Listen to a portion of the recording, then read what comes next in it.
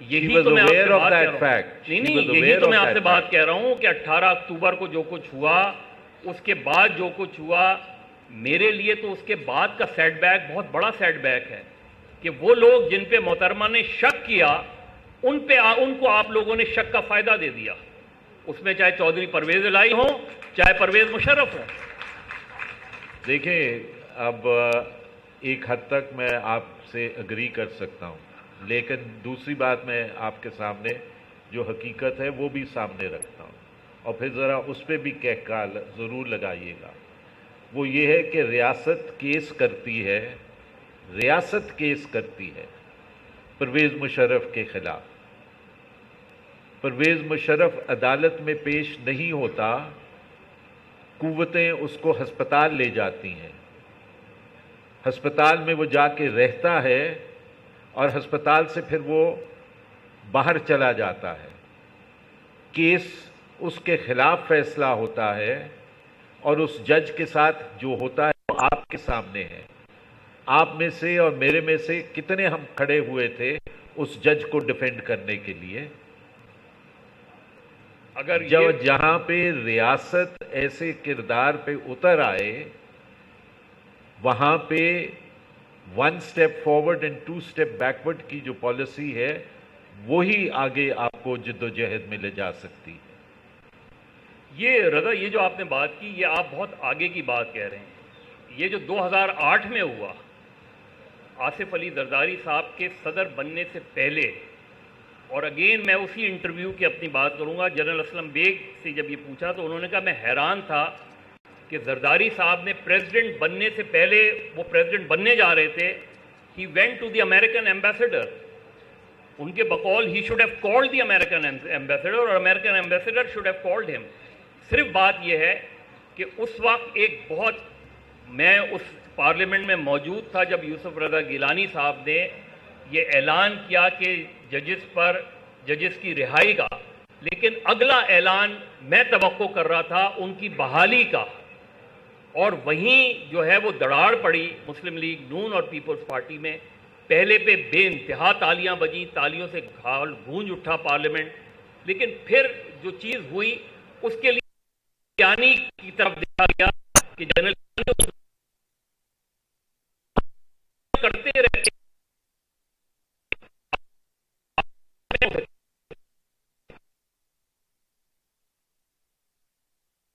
اس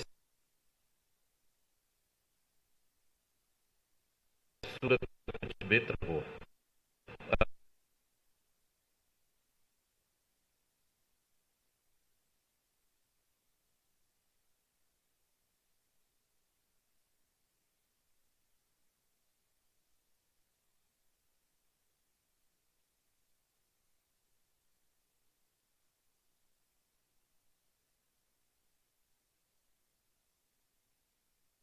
deputy chairman کے جو نتائج ہیں اس سے یہی ظاہر ہوتا ہے کہ انہوں نے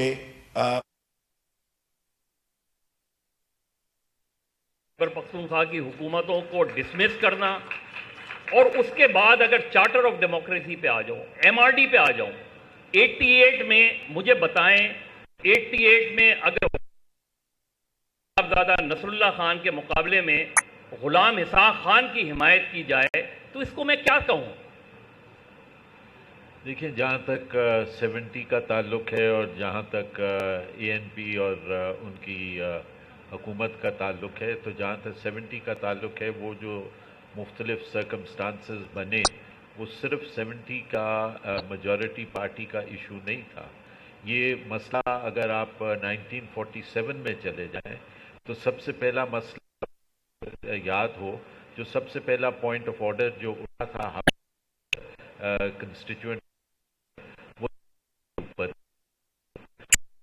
زبان کو وہاں کل کی، اور وہ یہ نہیں کہہ رہے تھے کہ اردو زبان کو آپ آفیشیل لینگویج نہ بنائیں، یہ کہہ رہے تھے کہ بنگالی کو بھی آپ اس اردو کے ساتھ آفیشیل لینگویج بنائیں۔ اس کے بعد لے کے آئے، اس کے بعد اکنامک ایکسپلوٹیشن، جیسے آپ نے اس وقت کے ایسٹ پاکستان، ویسے ہی نے اکنامک ایکسپلوٹیشن یہاں کے چھوٹے صوبوں کی تو یہ ایک بڑا کمپلیکیٹڈ اور بڑا بہت سے factors go into the of and the breakup of Pakistan. It's not the election and not only the question of getting majority or not. دوسری بات یہ نیب کی گورنمنٹس کی جو تھا وہ غلطی تھی ہو جاتا سیٹ کا جہاں سی او ڈی کو امپلیمنٹ کرنے کی کوشش کی اور آپ اس کا جو فورینزک چارٹ بنا کے دیکھیں تو ایٹ لیسٹ 65 to 70% جو سی او ڈی میں باتیں دی ہوئی تھیں وہ امپلیمنٹ ہوئی ہیں. مجھے یہ بتائیں کہ وہ افتخار چودھری صاحب یعنی ججز ایگریمنٹ ہو بوربن میں بوربن ڈکلیریشن میں تو بہت کلیئر تھا کہ ججز کی بحالی ٹائمنگ کا مسئلہ کے پیچھے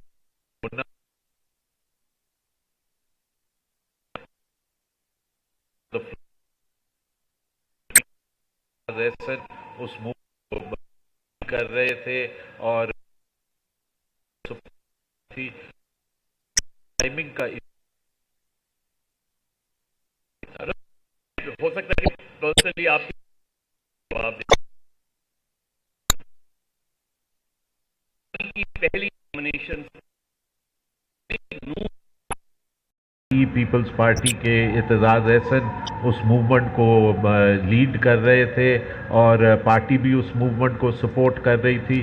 میرے خیال ہے کچھ ٹائمنگ کا ایشو تھا ورنہ کوئی ایسا ایشو نہیں تھا. رضا یہ بتائیں ہو سکتا ہے کہ پرسنلی آپ کے لیے ڈیفیکلٹ ہو یہ جواب دینا جو صادق سنجرانی کی پہلی نامینیشنز تھی مسلم لیگ نون نے آپ کا نام پرپوز کیا اور اگر آپ ریکارڈ اٹھا کے دیکھیں تو اس ریکارڈ میں نظر آتا تھا کہ اس کی وجہ تھی کہ آپ کی جو پرفارمنس تھی وہ اکراس دا بورڈ رہی, سب نے آپ کو سپورٹ کیا. کون بنیادی طور پہ آپ کا مخالف بنا؟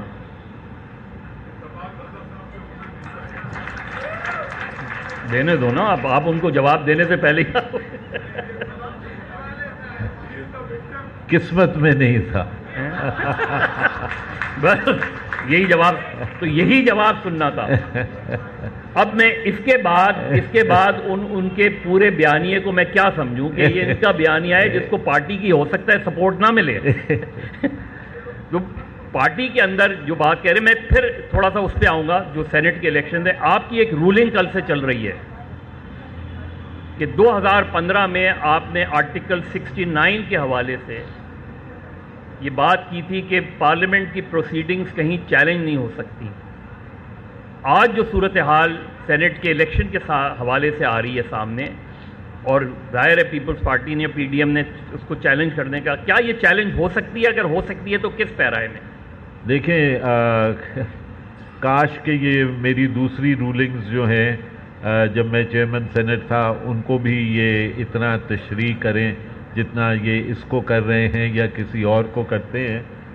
ایسے تو میں نے سی سی آئی پہ اور دیگر ایشوز پہ بھی دی ہوئی ہے جس پہ یہ عمل درآمد نہیں کر رہے. دیکھیں جہاں تک آرٹیکل 69 کا تعلق ہے, آرٹیکل 69 کا اپنی جگہ جو ہے وہ ایک قدغن جو ہے وہ موجود ہے اور یقینی طور پہ میری رولنگ بھی وہاں پہ موجود ہے. لیکن جو اس میں اور جو الیکشنز ہوئے ہیں اور انٹرنل پروسیڈنگز جو ہیں ان میں فرق ہے. پہلی بات تو یہ ہے. دوسری بات یہ ہے کہ یہاں پہ بیسکلی کویسچن جو ہے وہ irregularity آف پروسیجر کا نہیں ہے. یہاں پہ کویسچن یہ ہے کہ آر دوز 7 ووٹس ویلڈ اور ناٹ. یہ بیسک کویسچن ہے جو یہاں پہ ہے and that is a question of law کہ کیا یہ 7 ووٹ جو ہیں وہ ویلڈ ہیں. اور اس پہ اگر آپ سپریم کورٹ کی رولنگز دیکھ لیں, الیکشن کمیشن کی اپنی فائنڈنگز دیکھ لیں تو وہ بڑی کلیئر ہیں کہ انٹینشن آف دا ووٹر جو ہے وہ سامنے آنی چاہیے. کہ کیا ووٹر جو ہے کینڈیڈیٹ اے کو ووٹ دینا چاہ رہا ہے یا کینڈیڈیٹ بی کو دینا چاہ رہا ہے. ایک رولنگ تو ایسی بھی ہے جس میں یہ کہا گیا ہے کہ اگر دونوں ڈبوں کے درمیان میں ٹھپا لگا ہوا ہو تو پھر آپ کو دیکھنا یہ ہے کہ کس سائڈ پہ زیادہ سٹیمپ جو ہے وہ لگا ہوا ہے اور اس کو جو ہے 8ویں ووٹ نہیں وہ تو دونوں پہ لگا ہوا تھا نا. میں یہاں پہ آپ کو بتا رہا ہوں کہ اتنا اس حد تک کلیئر ہے بیکاز جب آپ ایک ووٹ کو جو ادروائز ویلڈ ووٹ ہے آپ اس کو ریجیکٹ کر رہے ہیں تو آپ اس ووٹر کو ڈی فرینچائز کر رہے ہیں نا. You are taking away his right of franchise. تو that can not be done. ویسے یہ سوال کرنے سے پہلے یہ بتا دوں کہ یہ جو ہے وہ لائیو فیس بک پہ جا رہا ہے page of electronic diary Sindh literature festival پہ. لیکن یہ سارا کام کیا وہ اس پریزائڈنگ افسر نے کیا جو ان سارے کاموں میں خاصا تجربہ رکھتے ہیں اور ان کا سندھ میں وزیر اعلیٰ وہ اسی طریقے سے بنے تھے. اس پہ اعتراض کیوں نہیں ہوا اس پریزائڈنگ افسر کے اوپر؟ دیکھیں اس پہ پریزائڈنگ آفیسر پہ ایک تو لاسٹ منٹ پہ وہ وہاں پہ ان کو لایا گیا اور یہ تو پھر بعد میں سامنے بات آئی کہ کچھ 1 گھنٹہ پہلے جو اپوزیشن کی یا اپوزیشن کی نہیں حکومت کی جو پارلیمانی کمیٹی کی میٹنگ ہوئی اس میں وہ موجود تھے اور اس میٹنگ سے اٹھ کے وہ سیدھا ہال میں آئے ٹو پریزائڈ. اگر وہ ان کو صدر صاحب نے نامنیٹ کر ہی دیا تھا اول تو صدر کو ان کو نامنیٹ کرنا نہیں چاہیے تھا. کسی اور کو نامنیٹ کرتے جو نیوٹرل آدمی ہوتا تو وہ زیادہ مناسب تھا. سینٹ کے رولز کیا کہتے ہیں؟ سینٹ کے رولز یہ کہتے ہیں کہ any person to be nominated by the president. It is not even necessary کہ وہ ممبر ہو سینٹ کا. It can be any person because the rule says any person. یہ بہتر نہ ہو کہ آئندہ کے لیے کہ پریزائڈنگ آفیسر وہ ہو جو وہ خود ووٹر نہ ہو؟ میرا خیال ہے وہ بہتر ہوگا. اور اب ہم سوچ رہے ہیں کہ اس کے جو سینٹ کے جو رولز ہیں وہ زیادہ تر الیکشن پروسیس کے اوپر سائلنٹ ہیں تو سوچ رہے ہیں کہ ان کو جو ہے تھوڑا سا مزید ڈاکیومنٹیشن جو ہے ان کی جائے. یہ بتائیں رضا کہ کیا آگے ہم یہ دیکھ سکتے ہیں کہ موئی اکراس دا بورڈ کوئی میجر الیکٹورل ریفارمز کی طرف آپ جائیں اور جائیں تو آپ کی تجاویز کیا ہوں گی؟ دیکھیں بنیادی چیز کیا ہو سکتی ہے؟ دیکھیں میں نہیں سمجھتا کہ فی الوقت کوئی گنجائش ہے الیکٹرل ریفارمز کی اور اس کی بنیادی وجہ یہ ہے کہ حکومت جو ہے وہ اپوزیشن کو انگیج کرنے کے لیے تیار نہیں ہے. اور جب تک آپ اپوزیشن اور ٹریجری بینچز آپس میں انٹریکشن نہیں کریں گے اس وقت تک کوئی معنی خیز ریفارم الیکٹرل یا کوئی اور وہ سامنے نہیں آئے گا. لہٰذا میں ان دا نیئر فیوچر کوئی major breakthrough in terms of electoral reforms جو ہے وہ نہیں دیکھ رہا. نہیں تو اب جو آپ لوگ 26 مارچ کو جا رہے ہیں اسلام آباد تو اس کے مقاصد کیا ہیں؟ لیکن 26 مارچ کو وہ ایک پروسیس کا حصہ ہے اور وہاں پہ یہ بات باور کروانی ہے کہ پاکستان کے عوام جو ہیں وہ موجودہ حکومت اور موجودہ نظام جس میں سویلین سپریمیسی جو ہے وہ ورچولی ختم ہو چکی ہے اس کی بحالی کے لیے ہم جا رہے ہیں.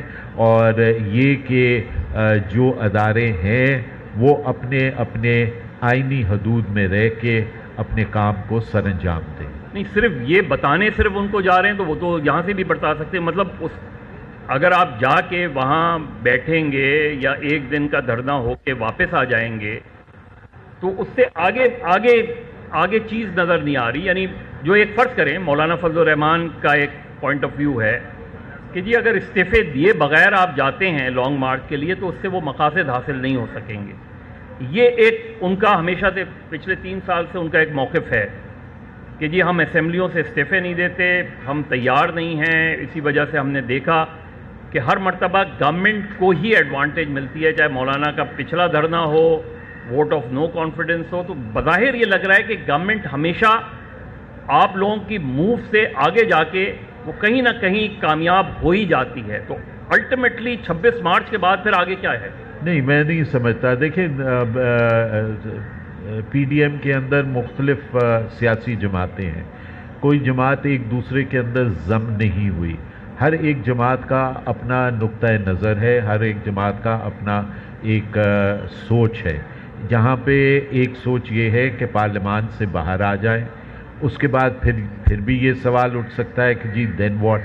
दूसरी सोच ये है कि पार्लियामान के अंदर रह के जद्दोजहद करें और बाहर आने का लास्ट ऑप्शन रखा जाए, फिर भी ये सवाल उठ सकता है कि जी देन व्हाट। ये बाहमी मुशावरत के साथ 15 तारीख को पीडीएम का इजलास है सरबराहान का, उसमें बाहमी मुशावरत होगी और कोई रास्ता जो है वो वहाँ पे निकाला जाएगा कि जद्दोजहद को जो है वो आगे बढ़ाया जाए। देखिए, ये आप अभी खुद इस बात पे मेरे साथ मुत्तफिक थे कि ये जद्दोजहद जो है ये इतनी आसान नहीं है, क्योंकि आप यहाँ पे रियासत के साथ टकरा रहे हैं। लिहाजा इसमें ये एक्सपेक्ट करना कि जी धरने में जाएंगे और धरने से उठेंगे तो आज़ादी का परचम जो है वो लहरा रहा होगा।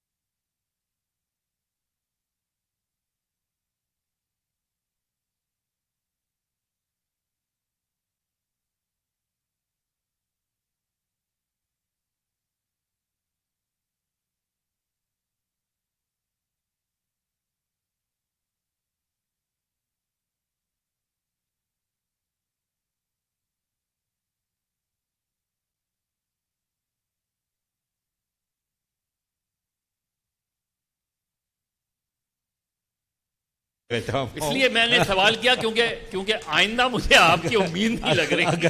अगर आप चाहते हैं कि मैं बिल्कुल बाहर चला जाऊं तो फिर मैं आपका जवाब दे देता हूं। मतलब आप में कहीं ना कहीं वो एतजाज साहब बिल्कुल एक दूसरी लाइन। चलिए ये बता दें कि आज आपको नवाज शरीफ का बयानिया कितना मजबूत नवाज शरीफ का जो बयानिया है, नवाज शरीफ का जो बयानिया है वो देखा जाए कि अदारों प्रिंसिपल देखा जाए कि अदारों सुप्रीमेसी पाक और सिविलियन सुप्रीमेसी हो, तो वो बयानिया अपनी जगह बिल्कुल दुरुस्त है। वो बयानिया हर सियासी जमात का है और वो बयानिया शहीद जुल्फ़िकार अली भुट्टो ने सबसे पहले लगाया था और उस जद्दोजहद में शहीद ने अपनी जो है वो ज़िंदगी दी और फिर उसी रास्ते पे चलते हुए मोहतरमा ने अपनी ज़िंदगी दी। अब बिलावल आए हैं, अब उम्मीद है कि वो अपने नाना और माँ की روایت کو آگے لے کے چلیں. لیکن اس بیانیے کے لیے یہ ضروری نہیں ہے کہ نواز شریف صاحب ملک میں واپس آئیں. دیکھیں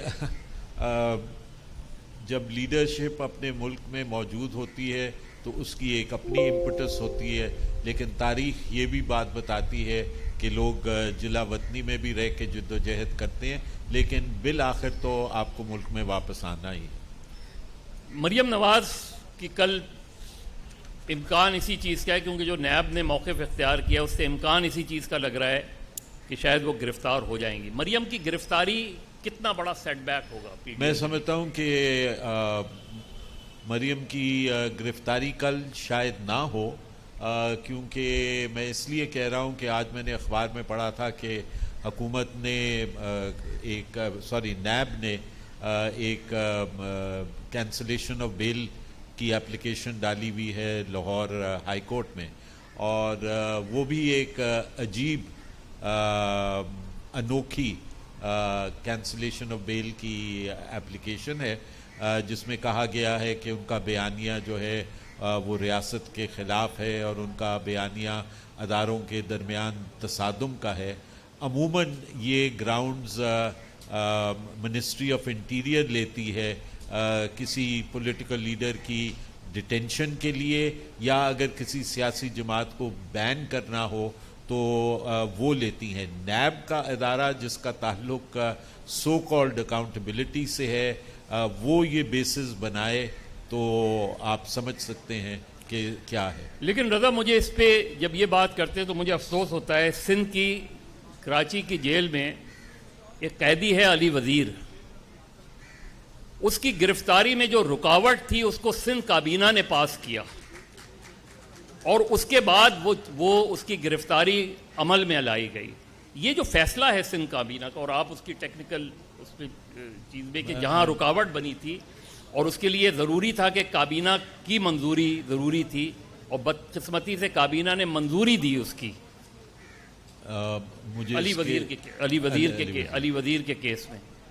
لیکن اس سے بھی ہٹ کے آخر میں بالکل میں یہ سوال کروں گا کہ آج پاکستان کی ڈیموکریٹک فورسز کو، جس کی آپ نے شروع میں بات کی کہ یہ فیصلہ کرنا پڑے گا کہ آپ نے جو ہے وہ on the right side of the history ہونا ہے یا on the wrong side of the history.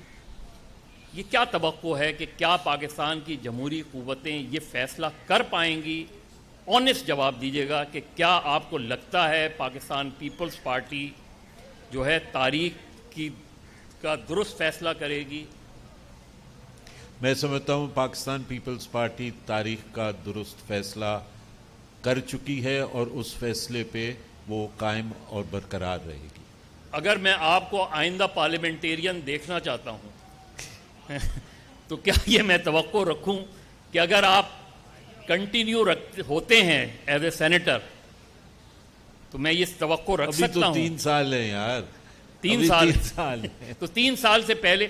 لیکن دیکھیں، میں صرف یہ بات ایسے ہی نہیں کی ہے، میں نے یہ بہت سیریس بات ہے، اس کو بہت لائٹر اس میں مجھے کم سے come as a Democrat, as a journalist who covered Pakistan's political parties and particularly People's Party for the last 40 years, مجھے چیزیں بہتر ہوتی نظر نہیں آ رہی، مجھے چیزیں آگے چلتی نظر نہیں آ رہی. اور آپ نے ماؤ کی مثال دی 1 step forward 2 step backward، تو مجھے 1 step forward نہیں نظر آ رہا، 2 step backward and further 2 step backward نظر آ رہا ہے. یہ جو چیز ہے، کیونکہ اگر ڈیموکریٹکلی پارٹیوں کو آگے بڑھانا ہے تو آپ سمجھتے ہیں کہ پارٹیوں کے اندر جمہوریت کا آنا بہت ضروری ہے ملک میں جمہوریت سے پہلے. دیکھیں، میں یہ نہیں کہوں گا کہ ملک میں جمہوریت سے پہلے پارٹیز کے اندر ڈیموکریسی آنی چاہیے. دونوں جگہوں پہ سملٹینیسلی آنی چاہیے. پارٹیز کے اندر بھی they need to be organised as institutions. جیسے انسٹیٹیوشنز ہوتی ہیں ویسے ان کو آرگنائز ہونا چاہیے، اور ڈیموکریسی اور ڈیموکریٹک پروسیس پولیٹیکل پارٹیز کے اندر ہونا مسٹ ہے.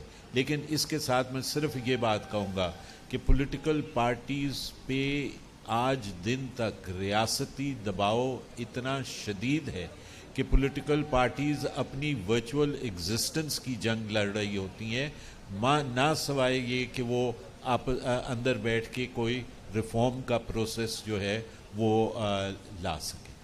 میرا خیال ہے چند سوالات نہیں، چلیں آپ سارے دوستوں نے رضا کی گفتگو سنی۔ رضا ربانی ان لوگوں میں سے ہیں، ان سیاسی کارکنوں میں سے ہیں جو شاید ایک امید کی کرن ہیں، اور ایسے صرف اسی جماعت میں نہیں، ہمیں پرویز رشید بھی نظر آتے ہیں، ہمیں اور دوست بھی نظر آتے ہیں، اور یہی ایک امید کی کرن ہے کہ وہ آوازیں جو مان پڑتی جا رہی ہیں، ہماری امید یہی ہے کہ ان سیاسی جماعتوں میں سے وہ آوازیں نکلیں، جس طرح رضا ربانی نے خود اپنی کتاب میں جو ہے جس کی شروعات کی ہے اسی سے کہ اور سب بھول گئے حرف صداقت لکھنا، کام رہ گیا کام ہمارا ہی بغاوت لکھنا، لوگ کہتے رہے ظلمت کو نہ ظلمت لکھنا، ہم نے سیکھا نہیں پیارے